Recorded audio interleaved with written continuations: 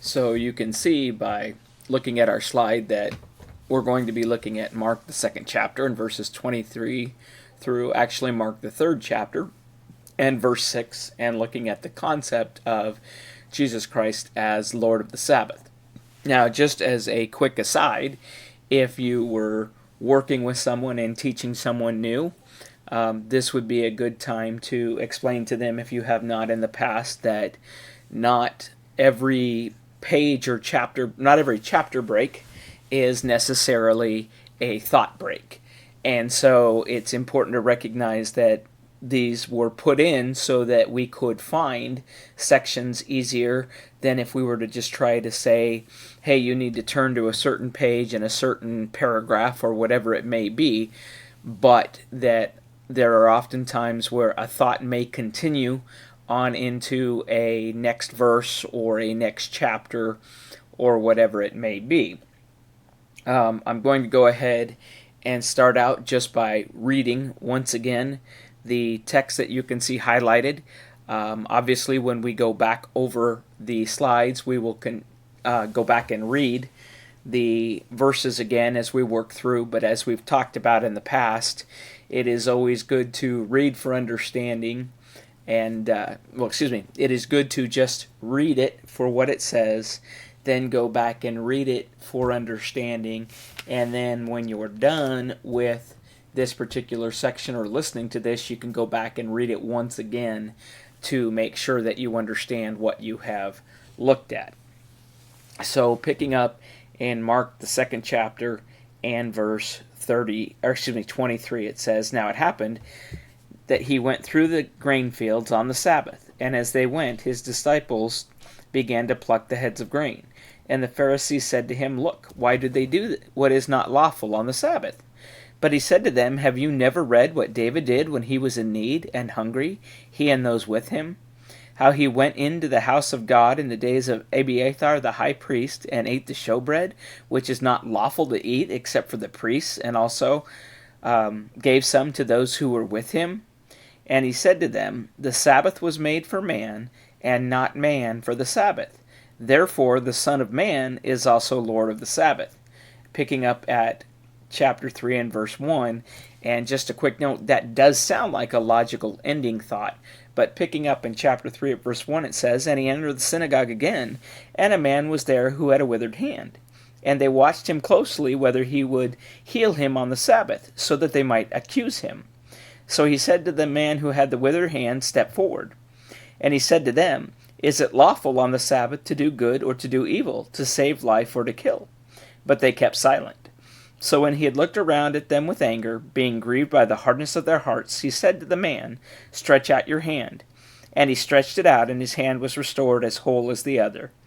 Then the Pharisees went out and immediately plotted with the Herodians against him, how they might destroy him." So we're going to stop at this point and begin to go through and look at what we have just read. Back up to Mark, the second chapter, in verses 23 through 24. Once again, we can see, "Now it happened that he went through the grain fields on the Sabbath, and as they went, his disciples began to pluck the heads of grain. And the Pharisees said to him, 'Look, why do they do what is not lawful on the Sabbath?'" And so the issue here we need to explain and we need to recognize is not one of picking the grain, but rather that they were doing so on the Sabbath. It was not uncommon if someone was hungry to be walking through a field that they would be allowed to pick and eat a small portion of what may be there for their well-being. But the concern here that the Pharisees have is that this is taking place on the Sabbath. And so the disciples are accused of doing something that is not lawful. The disciples were not actually doing any work. They were simply hungry, and so they ate. And so this idea, part of the law of the Sabbath, and you don't go into or don't have to go into a great deal of detail unless the person would like to do that. But for purposes of reading and understanding in a session like this, we would explain that on the Sabbath day, man was to do no work. And so they were trying to view it as, by plucking and working the seeds with their hands, and working the grain with their hands prior to eating, they were trying to accuse his followers of doing something unlawful, which is to say that they were doing something, that they were working upon the Sabbath. And so to say picking and eating grain was working is a stretch further than the law intended. And so what we have here is certainly people who know and who understand the law. These are the people that are supposed to know and understand the law. But we can see that maybe they have gone beyond what the understanding of the law is said to be. And so Christ has a response to this action. He says to them, "Have you never read what David did when he was in need and hungry? He and those with him. He went into the house of God in the days of Abiathar the high priest and ate the showbread, which is not lawful to eat except for the priests, and also gave some to those who were with him." And so I think it's important at this point to make a quick emphasis on the fact that Jesus, or Christ, takes them back to something that they already should have known and should have read. Having known the law and being those that are familiar with the past and what's taken place, they should have known the account of what David had done in the time of Abiathar the high priest. And so he's taking them back to something that they should understand, which is, in this case, the account of David and the showbread. And really, we can explain that Jesus' goal was trying to teach them that human needs are more important than ceremonial law. And part of what's happened is that the law that has been given, by the time that Jesus is walking on the earth, it has been polluted and diluted and stretched to a point that it doesn't do what it was intended to do, or it's being misapplied. And so again, he speaks to them and says, "The Sabbath was made for man, and not man for the Sabbath. Therefore the Son of Man is also Lord of the Sabbath." So his point is, God created man and woman on the 6th day, and then he rested on the 7th. So we have this reminder that man was created before this day of rest. Man came first, and then he created the Sabbath as a gift to man. It was an opportunity for man to be able to take a break from the hard labor that man was doing. But it wasn't that God created a Sabbath day and then created man and woman to then be a part of that, but he created man and woman, and then as a gift he created a day of rest on the 7th day. And the Sabbath means just that. The Sabbath means rest or cessation or a time of inactivity. And again, we can note, as I've been explaining here on the slide, it said the Sabbath was given to man by God to allow him one day of rest from the busy work of life.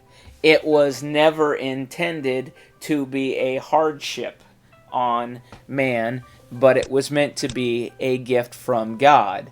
And the Jews had perverted this wonderful gift. And so the Pharisees questioned why Jesus would allow his disciples to pick and eat grain on the Sabbath. They were really looking for a reason to create a problem for Jesus and his followers.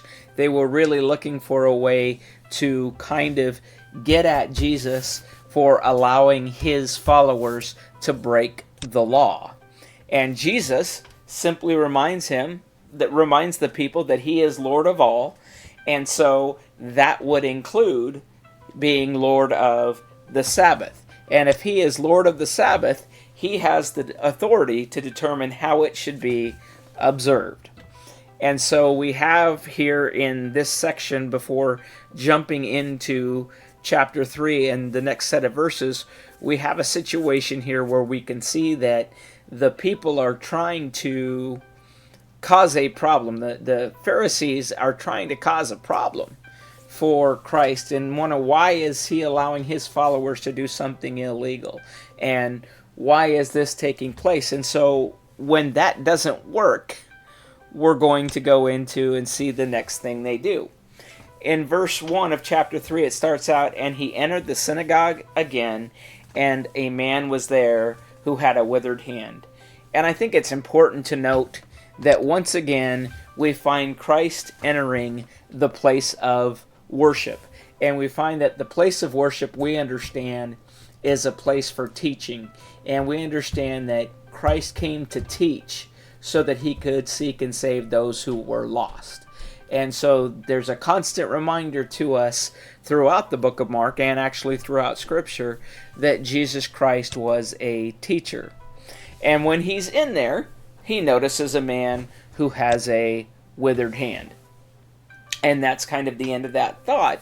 And then we see, so they, again being the Pharisees, they watched him closely whether he would heal the man on the Sabbath so that they might accuse him. So they've already attempted, we can explain, they've already attempted to accuse him of allowing his followers to violate the law. And he was able to refute that and show them that that was not incorrect and what they had done was not unlawful. So now they're looking to catch him doing something unlawful himself. And so we can see that there really is an attempt to find some type of fault in what Jesus is doing. And so the attitude and the desire of the Pharisees is becoming very clear. We can see that they're looking for whatever way to find a way to catch Jesus doing something wrong and thereby potentially be rid of him, as they, I believe many of them, fear him. And he said to the man, verse 3, who had the withered hand, "Step forward." And then he said to them, "Is it lawful on the Sabbath to do good or to do evil, to save life or to kill?" But they kept silent. And so there's a couple of quick things that we can note.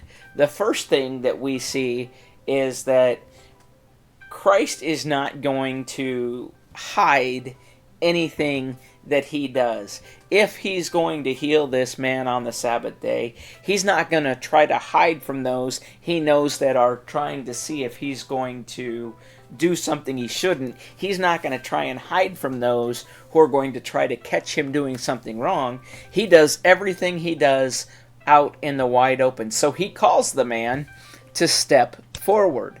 And then what he does is he puts the Pharisees on the spot because he asks them a question about what is lawful to do on the Sabbath. We know just recently that he has reminded them that he is Lord of the Sabbath and it is his right to determine how that it should be done. And then he asks the question of them when they've been trying to give him a hard time. He asks the question of them, what is lawful to do on the Sabbath? Is it lawful to do good or to do evil, to save life or to kill? But they refused to answer by remaining silent. They did not respond to the question that he had brought to them. Verse 5, "And when he had looked around at them with anger, being grieved by the hardness of their hearts, he said to the man, 'Stretch out your hand.' And he stretched it out, and his hand was restored as whole as the other." The first thing that I think we can make a quick note of here that kind of jumps off the page is the idea that when Christ looks around, that he becomes angry. And there's this idea that exists in the world today that, Christ was all love and nothing else, and that he never showed anger, that he never got mad. And we need to be able to explain and to express that, yes, there are times when Christ felt anger, but it's at a time and it's a righteous anger. He's upset because of the hard hearts of the people that are trying to get at him. That's why he's grieved and that's why he's angered. And so he answers the question that his accusers were wondering as to whether or not he would heal. Now again, they didn't ask this outright. They were watching him. But he gives an answer to the question that they had in his mind. And on the Sabbath, he goes ahead and he does what's right. And he heals the man's withered hand. And so we see he's upset with the Pharisees, and he tells the man, hold out his hand. And of course, it's not until the man does what Christ tells him to do that he's completely restored. Now again, there's key points that we can look at, little things that we can look at, and we can kind of, as we learn to go deeper, and as the people that we're studying with learn to go deeper, is there's this idea, first of all, that the healing doesn't take place until the command is followed. Had that man not stretched out his hand, would Christ have healed it? We don't know. But what we do know, and that's what's important, we don't go by what's not there, we go by what's there, and what's there is he stretches out his hand immediately. He obeys the command, and by obeying the command, we see that Christ offers complete or full restoration. It's not almost as good as the other one, but it becomes fully whole. And then we have a phrase at verse 6 that tells us that we've reached a real major turning point. We can see now that things are really going downhill in regards to how they're going to try to treat Jesus and what their plan is for him.